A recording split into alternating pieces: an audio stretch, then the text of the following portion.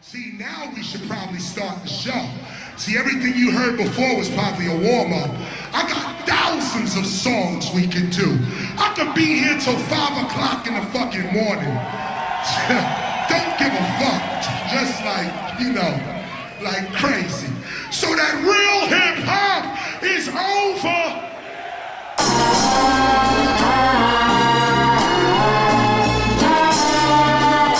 What up guys, HipHoppas here again with another review. This mixtape dropped like one day after the Drake mixtape dropped. It's the Cyhi The Prynce Black Hystori Project 2, new artists aligning cultural people. I've been a pretty big fan of Cyhi The Prynce since he put out his Black Hystori Project, the first one. Just the man's wordplay and production overall is what really draws me into him. Because he's just really witty with the lines, man. There's a lot to uncover. Just, again, a lot of witty lines that you don't catch maybe at first, and then you'll go back and you're like, oh, that's pretty dope. So he has a lot of replay value for me, and the production's great. His production team overall is like modern, yet like southern, which is awesome because I like southern beats. But it's not like your trap-ass southern beats. It's like soulful southern beats. I don't understand why he's not bigger than he is, because he could have a really wide appeal for like a mass audience, because he spits like really well, and productions, I mean, it's pretty, it's like, I wouldn't say it's mainstream. I don't think he goes for a mainstream sound, but it's just his sound is really accessible. So I don't know, I don't know why he's not bigger than he is, but I guess he's just a little bit too unapologetically black for the mainstream to really catch on to Cyhi. But I think he's dope overall. I don't understand why he's not bigger than he is, but he could easily replace someone like Big Sean on good music. I don't know, I just don't understand it. But anyway, I really hope that he gets the shine that he deserves. It's continuing on with the same theme, Black Hystori Project, I guess. Just talking about overall black issues and some of his personal issues as well. This one seemed a lot more like a mixtape than the other, because the other one could have been a fucking album. I swear to God, I would have gone out and paid for this. It was so good. If you haven't listened to the first Black Hystori Project, please do yourself a favor and listen to it. This one was a step down from the last one, but it was still generally, I really did like it. It was like 11 tracks, so it was for sure fucking shorter than the first one, so that might have contributed for me not, I guess, liking it as much as the first one, but it was still quality. I'm guessing these were just tracks that he wanted to get out before his official debut release, which we are waiting for, Cyhi fans.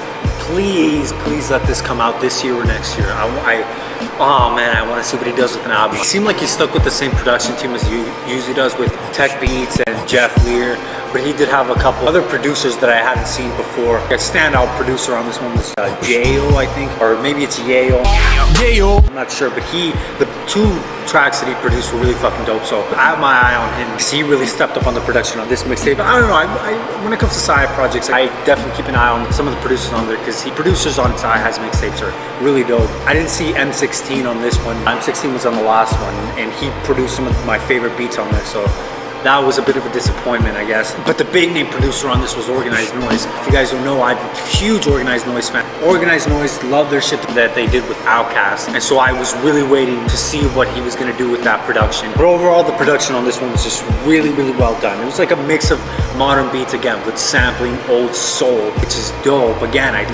it's just a great mix of the shit that I like. It's like modern shit and sampling. I really like sampling. The way Cyhi opens up the mixtape with the first 5 tracks. The first track is just him straight spinning bars. That was one of the 2 tracks with the Yayo or J.O. productions, which was amazing. Like, good job on that beat. Master P was just a bunch of quotables. Like, it was just quotable after quotable after quotable. It was a mixture of just Cyhi spitting dope bars, but also Cyhi talking about his drug past and when he used to deal, and it was obviously with the sample as well, the Master P sample. I thought that was actually pretty dope as well, they used the Master P sample on the hook.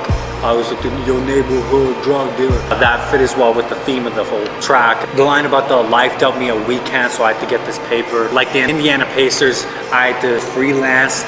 Clever ass line right there. The line about the made a living off of touching circles, like I'm DJing, like KRS-One. They say I burned too many bridges. Shit, I don't see anyone booking MC Shan. I was like, oh, I don't know if he was taking a shot at MC Shan, but I was laughing when I heard that shit, because it's true. Like, if you guys don't know what that's referencing, obviously, it was a bit of a beef with MC Shan and KRS-One back in like the 80s. MC Shan put out The Bridge, and KRS-One responded with The Bridge Is Over, which is clearly the better song. Basically going back and forth as far as where hip hop started and stuff like that. So, and it's true. I thought it was really funny because it is true. No one is really Like, who the fuck's trying to see Emcee Xound? I'm sorry, the dude's a legend. No disrespect to Emcee Xound. Legend from the Queens, man. He shaped some of your favorite artists, Nas being one of them. But no one's trying to see Emcee Xound, to be honest. Emcee Xound kind of fell off, man. The track was dope, no pun intended. Weak people. The beginning of that track, holy fuck, yo, the sample he used with the Reverend from Atlanta, yo, he was going in on black leadership. Like, he just come out, he was like, I don't want to be like you people, you weak, spineless men.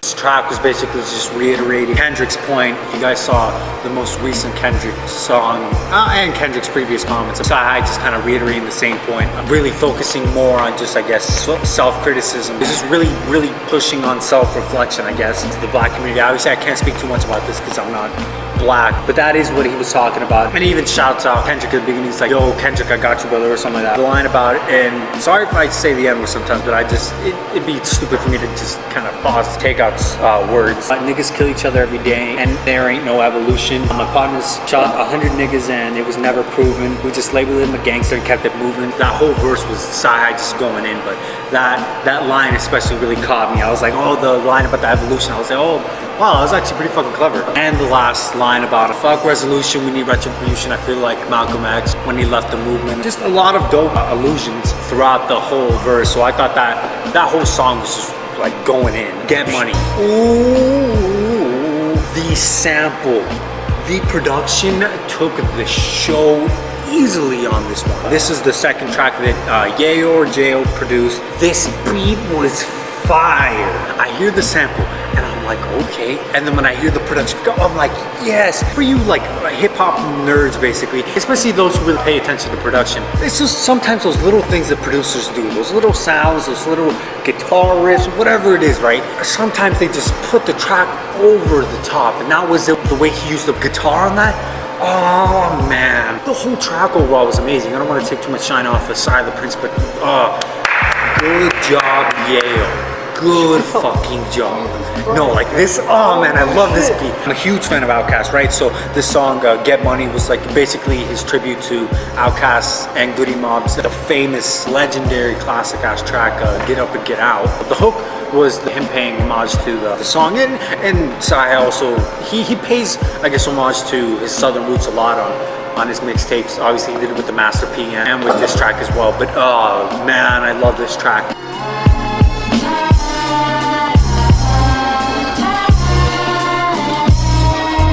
Cyhi's flow on this one was really stuffed, and I really noticed that. The middle section of the album, the two love songs, the TV, and the one man woman.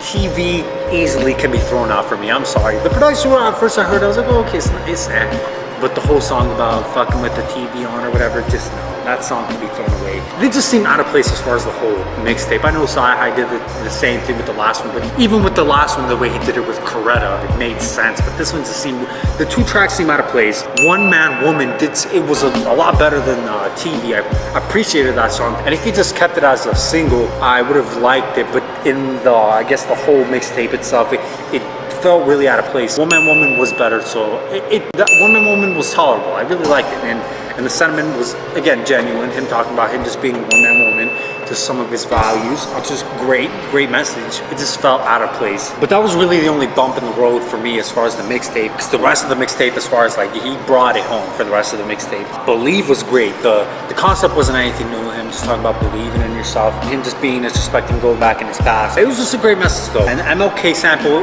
it was dope. It was a little bit predictable, I guess, if you're talking about Black Hystori Project, but it doesn't mean that it was bad. What we have again with the samples, great ass, smooth ass, groovy ass production, man. Oh, that shit was so nice. This was a great track as well with the production, man. And this is just another track besides talking about his drug past, and I guess the people around him were selling drugs. But this was a dope ass track sonically. And again, he was just also being witty with the lines as well. I did wish this track was longer, but it was like 2 minutes and 30 seconds. One of the tracks that I wish was longer. Everyday People, another track that I wish was longer.